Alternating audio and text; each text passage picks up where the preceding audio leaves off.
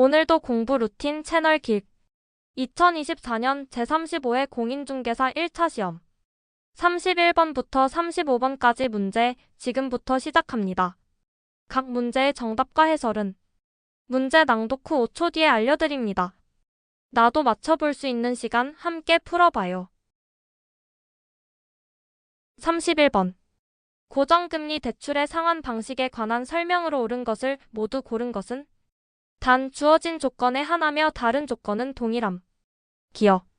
만기 일시 상환 대출은 대출 기간 동안 차입자가 원금만 상환하기 때문에 원리금 상환 구조가 간단하다. 니은.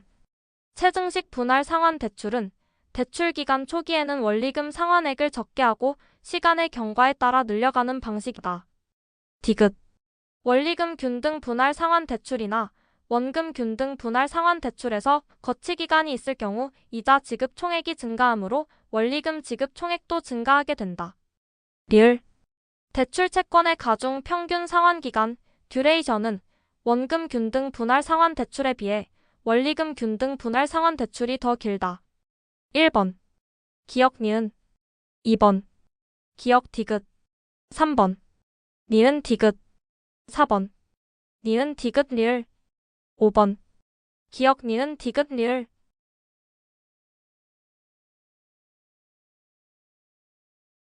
정답은 4번입니다. 해설입니다. 기억은 원금만 상환한다고 되어 있어 틀렸습니다. 만기일시 상환대출은 원금은 만기일시 상환하며 기간 중에는 이자만 납부합니다. 니은의 체증식 분할 상환대출은 시간이 지날수록 상환액이 증가하는 방식으로 초기 부담이 적습니다. 디귿은 거치 기간 동안 이자만 내다가 본격 상환 시 원금이 그대로 남아있어 총 상환액이 증가합니다. 리을은 듀레이션이 이자와 원금을 동시에 갚는 원리금 균등 방식에서 길어지는 구조이므로 옳은 설명입니다. 32번.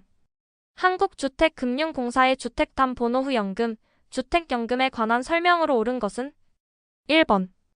주택 소유자와 그 배우자의 연령이 보증을 위한 등기 시점 현재 55세 이상인 자로서 소유하는 주택의 기준 가격이 15억 원 이하인 경우 가입할 수 있다. 2번. 주택 소유자가 담보를 제공하는 방식에는 저당권 설정 등기 방식과 신탁 등기 방식이 있다. 3번. 주택 소유자가 생존해 있는 동안에만 노후생활 자금을 매월 연금 방식으로 받을 수 있고 배우자에게는 승계되지 않는다. 4번. 주택법에 따른 준주택 중 주거 목적으로 사용되는 오피스텔의 소유자는 가입할 수 없다. 5번. 주택담보노후연금, 주택연금을 받을 권리는 양도 압류할 수 있다. 1번.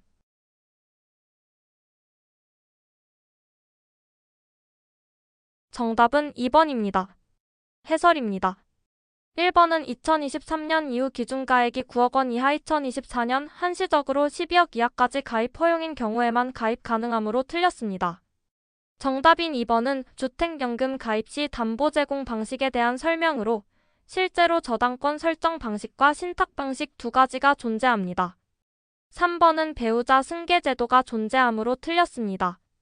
4번은 주거용 오피스텔도 일정 요건 하에 가입 가능합니다. 5번은 주택연금 수령권은 양도 압류, 담보 제공이 금지된 권리입니다. 33번. 부동산 투자회사 법령상 자기관리 부동산 투자회사가 상근으로 두어야 하는 자산운용 전문 인력의 요건에 해당하는 사람을 모두 고른 것은? 기억. 감정평가사로서 해당 분야에 3년을 종사한 사람. 니은. 공인중개사로서 해당 분야에 5년을 종사한 사람. 디귿. 부동산 투자회사에서 3년을 근무한 사람. 리을. 부동산학 석사학위 소지자로서 부동산의 투자, 운용과 관련된 업무에 3년을 종사한 사람. 1번. 기억 니은. 2번. 기억 디귿. 3번. 니은 리을. 4번. 니은 디귿 리을. 5번. 기억 니은 디귿 리을.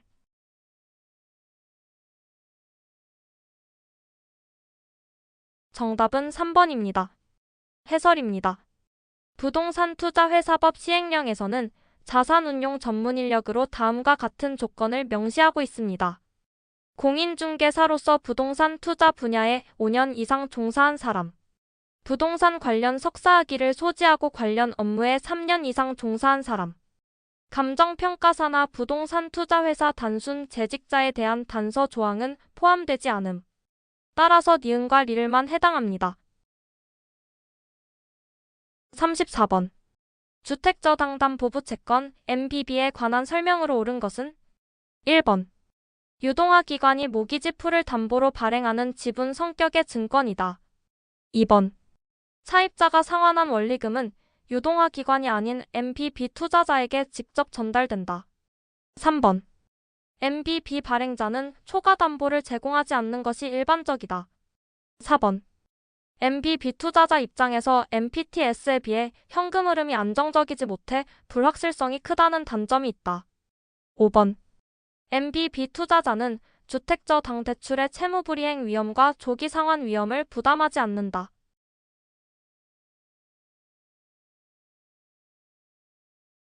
정답은 5번입니다. 해설입니다. MBB, 즉 MBB는 주택저당 채권을 담보로 한 채권으로 투자자는 일정한 수익을 지급받는 채권의 성격을 갖습니다. MBB 투자자는 주택저당 대출 원리금의 수취권을 갖는 것이 아니라 유동화 기관에 투자하는 구조이기 때문에 직접적인 채무불이행 위험이나 조기 상환 위험은 부담하지 않습니다. 따라서 5번이 옳은 설명입니다. 35번. 감정평가에 관한 규칙에 규정된 내용으로 틀린 것은 1번. 기준 시점은 대상 물건의 가격 조사를 완료한 날짜로 한다. 다만 기준 시점을 미리 정하였을 때에는 그 날짜로 하여야 한다. 2번. 감정평가법인 등은 법령에 다른 규정이 있는 경우에는 기준 시점의 가치 형성 요인 등을 실제와 다르게 가정하거나 특수한 경우로 한정하는 조건을 부처 감정평가할 수 있다. 3번. 둘 이상의 대상 물건이 일체로 거래되거나 대상 물건 상호 간의 용도상 불가분의 관계가 있는 경우에는 일괄하여 감정평가할 수 있다. 4번. 하나의 대상 물건이라도 가치를 달리하는 부분은 이를 구분하여 감정평가할 수 있다. 5번. 일체로 이용되고 있는 대상 물건의 일부분에 대하여 감정평가하여야 할 특수한 목적이나 합리적인 이유가 있는 경우에는 그 부분에 대하여 감정평가할 수 있다.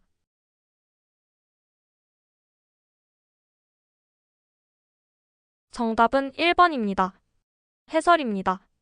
기준 시점은 가격 조사를 완료한 날짜가 아니라 감정평가일의 현재 또는 그 이전의 날짜로 하여야 하며 원칙적으로는 감정평가의 기준 시점을 미리 정해야 합니다.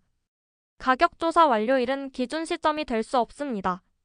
따라서 보기 1번은 틀린 설명입니다.